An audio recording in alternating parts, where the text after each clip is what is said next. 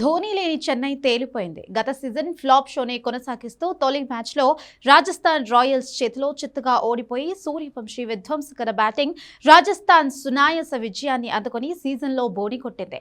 Toss గెలిచిన Rajasthan captain Riyan Parag bowling ఎంచుకున్నాడు. కాగా సిఎస్కే చరిత్రలో తొలిసారి ధోనీ, జడేజా, రైనా ఆ ముగ్గురు లేకుండా బరిలోకి దిగింది.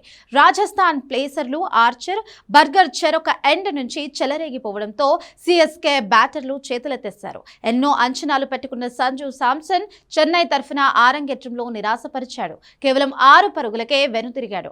రాయల్స్ పేసర్లు ధాటిగా చెన్నై ప్రధాన బ్యాటర్లెవ్వరూ నిలవలేకపోయారు. వరల్డ్ కప్ లో అదరగొట్టిన శివం దూబే కూడా ఫెయిల్ అయ్యాడు. దీంతో చెన్నై సూపర్ కింగ్స్ 82 పరుగులకే 8 వికెట్లు కోల్పోయింది.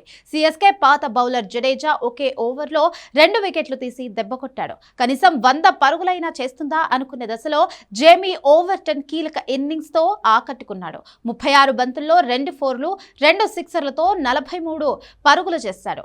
ఓవర్టన్ మెరుపులు కారణంగానే చెన్నై స్కోర్ 120 దాటగలిగింది. చివరికి సిఎస్కే 19.4 ఓవర్స్లో 117 పరుగులకు ఆల్అౌట్ అయింది. రాజస్థాన్ బౌలర్స్ లో ఆర్చర్ 2, బర్గర్ 2, జడేజా 2 వికెట్లు తీశారు. 128 పరుగుల లక్ష్య ఛేదనలో సిఎస్కే బౌలర్లు అద్భుతాలేవీ చేయలేకపోయారు. వారికి ఆ అవకాశం ఇవ్వకుండా వైభవ్ సూర్యవంశీ విరుచుకుపడ్డాడు. తన సహజ శైలి బ్యాటింగ్ తో చెలరేగిపోయాడు.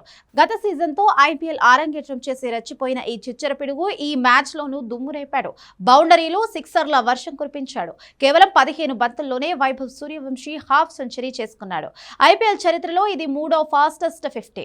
అటు జైష్వాల్ కూడా దూకుడుగా ఆడడంతో రాజస్థాన్ పవర్ ప్లేలోనూ 74 పరుగులు చేసింది. వైభవ్ 17 బంతుల్లోనే 4 ఫోర్లు, 5 సిక్సర్లతో 52 పరుగులు చేసి అవుట్ అవగా జైష్వాల్ 38 రన్స్ చేశాడు. ధ్రువ్ జురేల్, పరాగ్ రాజస్థాన్ విజయాన్ని పూర్తి చేశారు. వైభవ్ విధ్వంసంతో రాయల్స్ 12.1 ఓవర్స్లోనే మ్యాచ్ను ఫినిష్ చేసింది.